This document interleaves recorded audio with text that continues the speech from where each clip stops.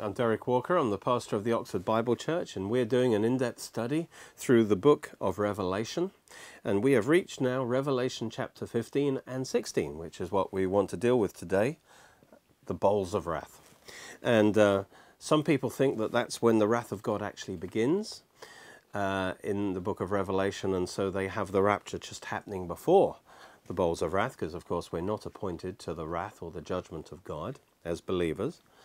But it's clear really that the judgments of God actually start much before this. In fact, as we're going to read, that this is actually the time when the wrath of God is completed, these 7 bowls of wrath. But actually the judgments began when the Lamb started breaking the 7 seals. That's when the judgments began, and the rapture happens just before that. And so right at the start of the tribulation, the Lamb opens the 7 seals. And then we saw that the 7th seal is opened.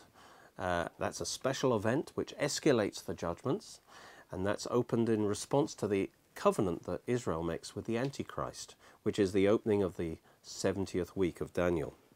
And then we saw the first 1,260 days of those 7 years is when the 2 witnesses had their ministry on the Temple Mount, and they call down the first 6 trumpet judgments, and then they are killed. After 3.5 days they are raised again and ascend to heaven, and then the abomination of desolation is put up in the temple by the Antichrist as his counter move against God. And then God counters by the blowing of the 7th trumpet, and that releases Michael and his angels to cast Satan and his angels out of the first heaven, out of their positions of spiritual authority in the heavenlies. At that time, believing Israel escapes to Jordan, where she's kept safe for the final 3.5 years. And during this time, Antichrist sets up his world dominion, and that's described in Revelations 12 and 13. And now we're into the final 3.5 years. And what we saw last time in Revelation 14 is God made 7 announcements, again warning people to make the right decision at this point, not to take the mark of the beast, but to follow Christ, even if it means martyrdom, because they will have a wonderful eternal future.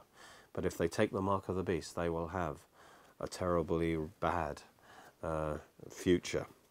And so we are now into those last 3.5 years. Most people will make their mind either to reject the mark of the beast because they're believers. Many of those will suffer martyrdom.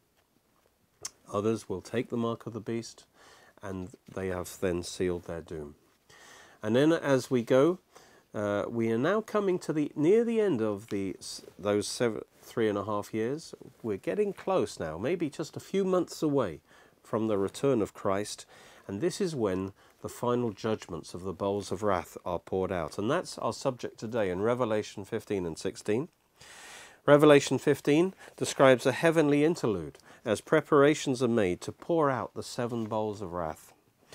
And these are the main judgments of the Great Tribulation in the last few months. It says, "Then I saw another sign in heaven, great and marvellous, 7 angels having the 7 last plagues, for in them the wrath of God is complete." They are called the 7 last plagues. They're similar to the 10 plagues poured out on Pharaoh's Egypt, and Pharaoh's a type of the Antichrist. And Pharaoh's Egypt, that's a type of the Antichrist world system. And so we have a parallel there. Jesus, you see, is the prophet like unto Moses. He was rejected by his people when he first came to save them, when he was 40. And as a result, he went far away. And in the same way, Jesus went far away to heaven. But he returns a second time, just like Moses returned a second time to save Israel from the Pharaoh. So Jesus will return the second time to save Israel from the oppression of the Antichrist. So when Moses was 80, he returned to save Israel from the oppression of Pharaoh. And so Jesus will return. This time, Israel will receive him, just as they received Moses when he came the second time. And God will bombard Antichrist's kingdom with plagues, just like he bombarded Pharaoh's kingdom with plagues. And as the final outcome, Israel will be saved and will be able to possess her promised land in the kingdom. So we have all those parallels going on, and after those plagues, Israel will come into her full inheritance. Well, these 7 plagues, it says, bring the wrath of God, the judgment of God, to its completion.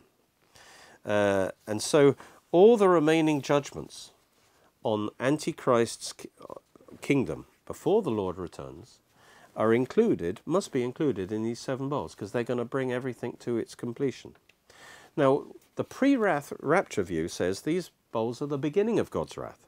But this scripture clearly says that they actually bring the wrath of God to its completion, because God's been moving in wrath right from the start of the tribulation.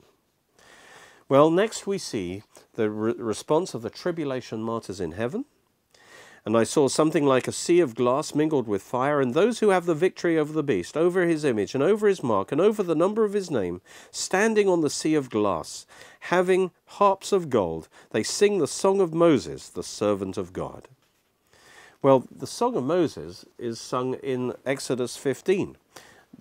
They sung that after they passed through the Red Sea, and after God judged Pharaoh and his army. And so in the same way, these martyrs have passed victoriously through the sea of death to the other side, into their promised land of heaven. And Antichrist and his armies, they're about to be destroyed. And they also sing, it says, the song of Moses and the song of the Lamb.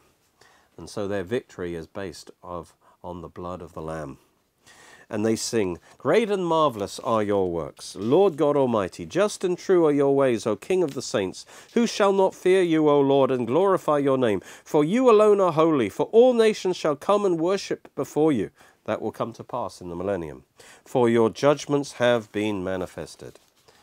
Next, the 7 angels come out of the temple to pour out the wrath of God. It says, after these things I looked, and behold, the temple of the tabernacle of the testimony in heaven was opened.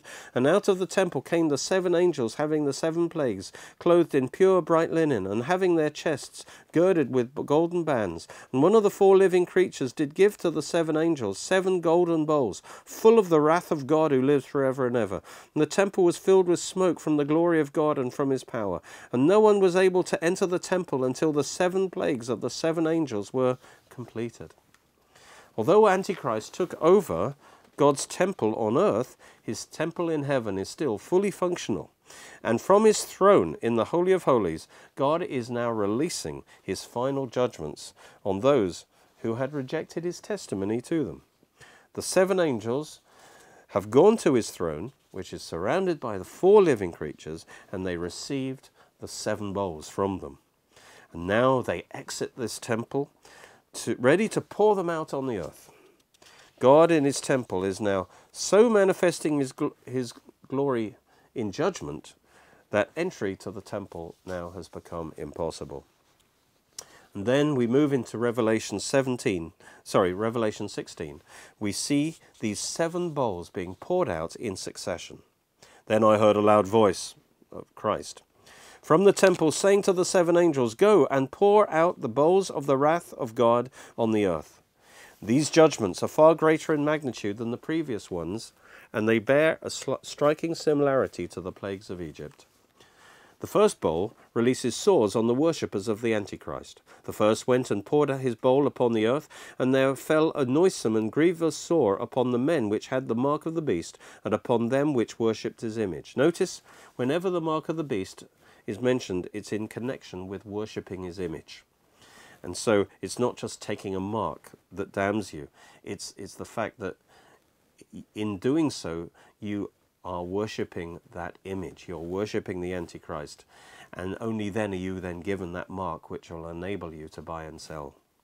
Whenever the mark is mentioned, it's always in connection with the worship of the image of the beast. The second bowl turns all the seas to blood, killing all sea life.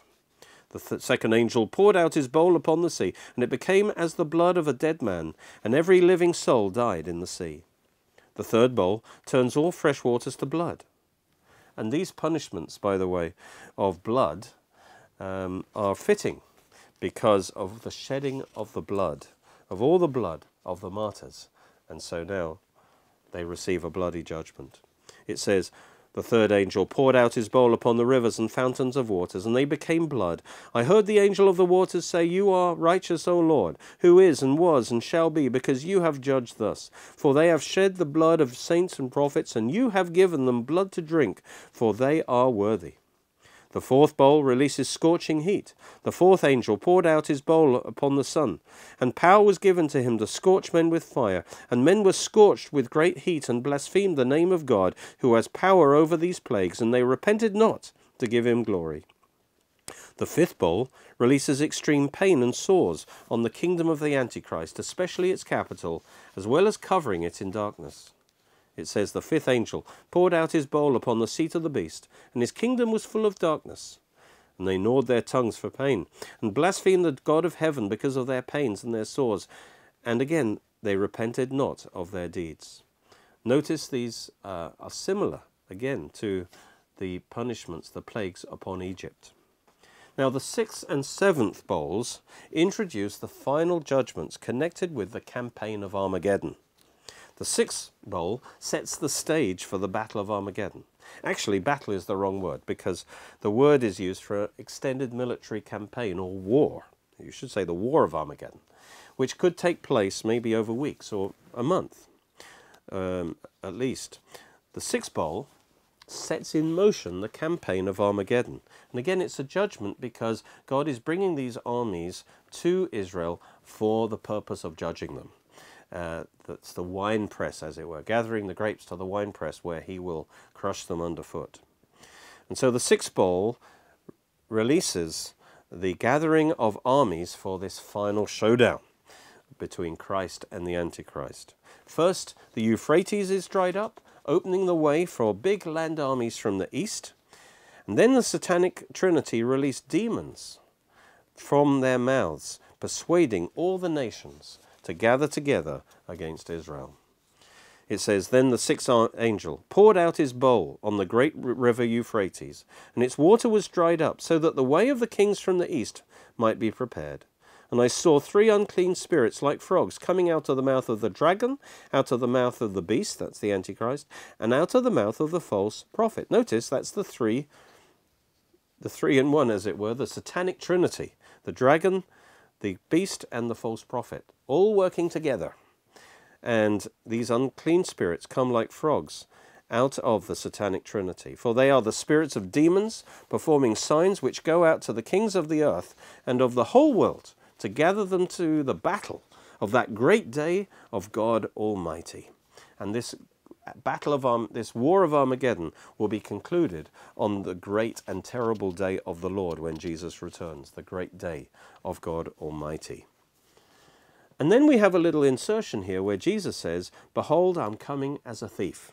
Blessed is he who watches and keeps his garments, lest he walk naked and they see his shame. And Jesus is reminding us here that before he comes in power and glory, he will come as a thief in the rapture to take those who are clothed in his righteousness. And then we will return with him to the earth as part of that invading army that comes with Christ to the earth. And just to mention here, some people say, well, that shows the rapture happens at this time in the story. Well, if you applied that logic, then the rapture will happen in the eternal state, because in Revelation 22 there are three references to Jesus coming quickly as in the rapture. And so, no, doesn't mean the rapture happens at that time, but it's just that we are to bear in mind, with all these events about to take place, that Jesus is actually coming, first of all, as the thief, and he's coming to take his bride before all these terrible things happen. So therefore, we need, if we're ready, we can avoid all the final showdown that we are seeing here. Then it says, they gather them together to the place called in Hebrew Armageddon, which is really Har Megiddo, the hill of Megiddo. And Antichrist will, this is a known place in Israel, he will gather all the armies of the world to Megiddo, a strategic hill overlooking the valley of Jezreel, a large valley in the north of Israel, and it's the perfect place for the gathering of large armies. When you go to Israel, you can stand on Megiddo and you can see this large valley in front of you. And these armies will come down into this valley, and then they will, that's just the gathering point, then they will go throughout the whole land of Israel. Satan's plan is to totally annihilate the Jewish people and prevent the return of Jesus, which of course he is going to return to Israel. And so this is the build-up now for the War of Armageddon, which is the prelude to the return of Christ. Satan's aim is to destroy Israel and so prevent Jesus from returning and setting up his kingdom, because he knows that God cannot fulfill his promises except he cannot fulfill his promises apart from Israel, and because of the covenants he's made. Also, since Satan knows Jesus will return to Israel, he will gather his forces there, or as many as he can, to actually, in a vain attempt to stop Jesus' return. Revelation 19:19 talks about this. It says, "The beast and the kings of the earth and their armies assembled to make war against him," against Christ, "who sat on the horse, and against his army." That's us and the angels. And so this is Satan's vain attempt to try and actually oppose Christ as he comes back to take possession of the earth. Now we go to the seventh trumpet, the seventh bowl, and this releases the final judgments at the end of the campaign of Armageddon, just before Christ's return.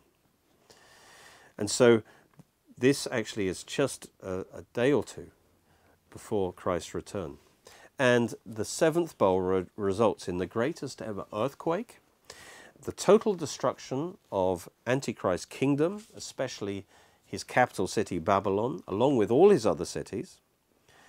This is actually described as well as the final manifestation of the sixth seal in Revelation 6:12-17, which describes the same event, because both of them actually take place.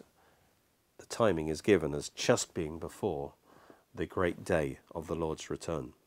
And the language used for both is so similar and so extreme that you couldn't have two separate events so similar and of that kind of magnitude. And so you have to put it together with Revelation 6:12-17, which is the final outworking of the sixth seal. Let's read that anyway. "Then the seventh angel poured out his bowl into the air, and a loud voice came out of the temple in heaven from the throne, saying, 'It is done.'" This is, in other words, this is the final judgment before Christ's return. "There were noises, thunderings, and lightnings, and there was a great earthquake, such a mighty and great earthquake as has not occurred since men were on the earth. Now the great city," that's Babylon, "was divided into 3 parts, and the cities of the nations fell. And great Babylon was remembered before God to give her the cup of the wine of the fierceness of his wrath. Then every island fled away, and the mountains not found. And great hail from heaven fell upon men, each hailstone about the weight of a talent. Men blasphemed God because of the plague of the hail, since that plague was exceeding great." And now we saw before that Babylon, this fall of Babylon, is what takes place under the seventh bowl. And Babylon, we said, is the name of man's attempt of setting up a world system organized in opposition and rebellion to God. It began with the Tower of Babel. That's where it got its name. And Babylon has 2 aspects which are intertwined. First of all, political and commercial Babylon, which is the beast, and religious Babylon, which is the harlot that sits on the beast. And we previously saw that Revelation 17, you see, after the seventh bowl in Revelation 16 comes Revelation 17. And that actually describes the fall of the harlot at mid-tribulation. So in other words, to describe the destruction of Babylon, first of all, we are described the religious aspect, the harlot that actually is destroyed because Antichrist replaces her with his own religion where everyone worships him. If you like, that's the final form of religious Babylon, is the worship of Antichrist. And so that initial fall of Babylon is described in Revelation 17.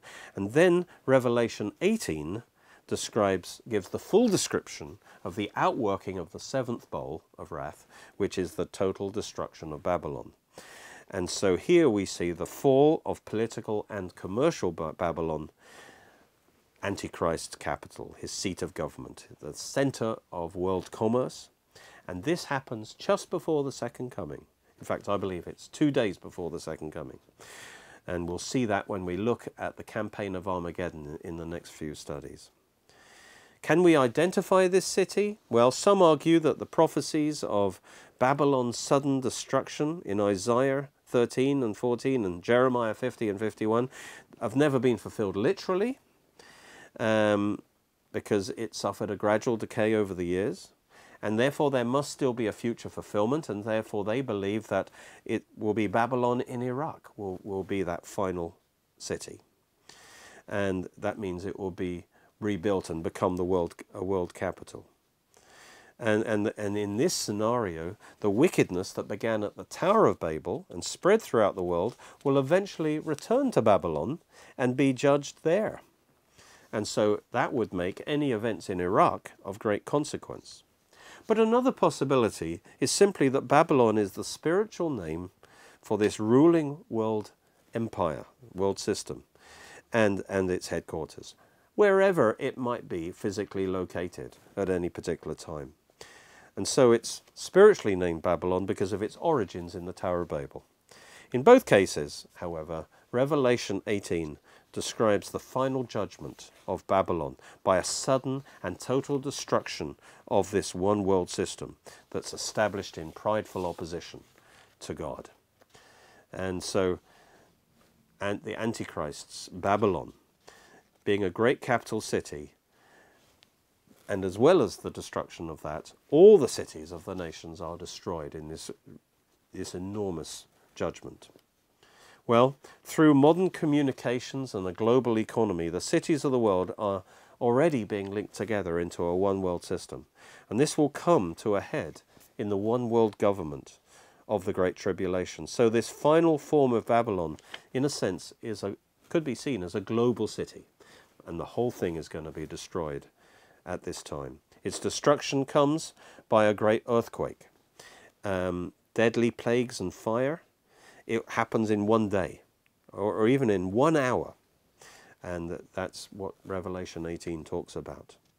And it's in response to the Antichrist's armies totally coming into Israel to totally destroy the Jewish people there. And God's answer is to destroy to destroy Babylon, to destroy the Antichrist empire. And that is God's answer to Satan's attack through Armageddon.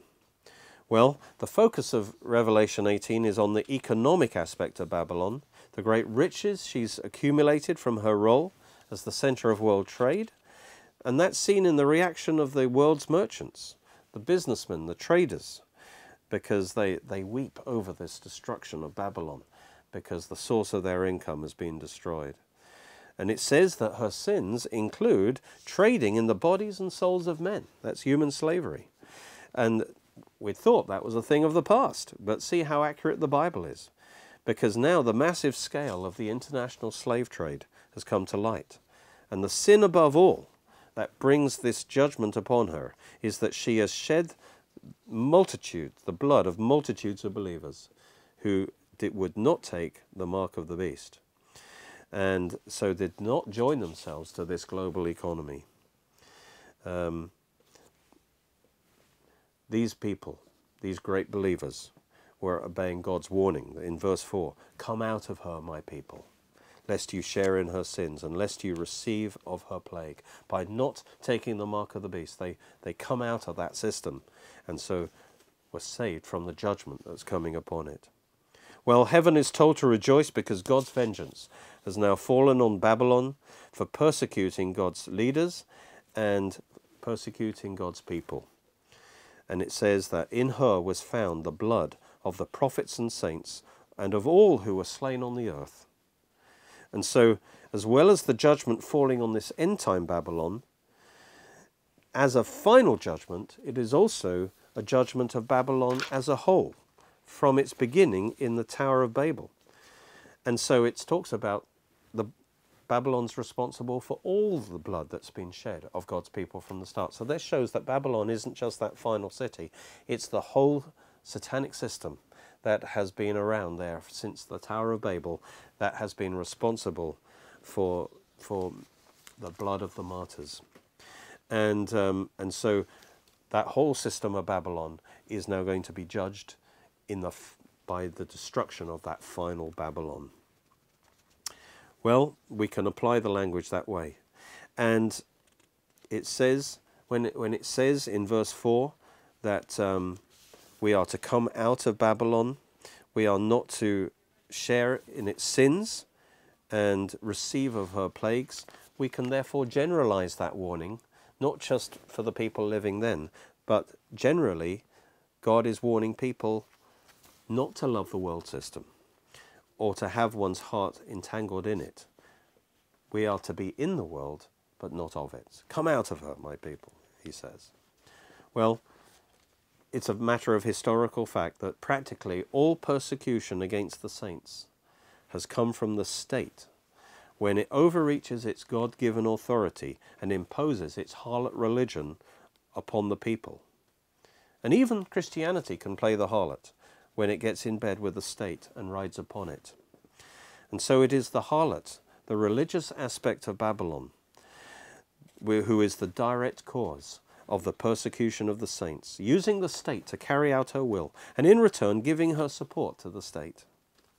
Revelation 19:2 says, "He has judged the great harlot who corrupted the earth with her fornication, and he has avenged on her the blood of his servants shed by her." This is a final judgment on the harlot as a whole, from her origin at Babel under Nimrod to her final form of global worship of the Antichrist in the Great Tribulation. Although the harlot church was destroyed at Mid-Tribulation, it will then be replaced by another harlot religion, the worship of the Antichrist. Well, the harlot's destruction is final. She will never rise again. All heaven rejoices in God's judgment of Babylon, affirming his right to judge. And so God, in the seventh bowl of wrath, is going to totally destroy the Antichrist world system. And that's just before Christ returns in power and glory to destroy the armies of the Antichrist who have invaded Israel. Thank you for watching. You can watch more of our teachings on our Oxford Bible Church Roku channel and Derek Walker YouTube channel. You're most welcome to join us at our church services, which are every Sunday at 11 AM and 6 PM at Cheney School, Headington, Oxford, OX3 7QH. You can order CDs, DVDs, books and other great products from our online shop at www.oxfordbiblechurch.co.uk or by calling 01865 515 086.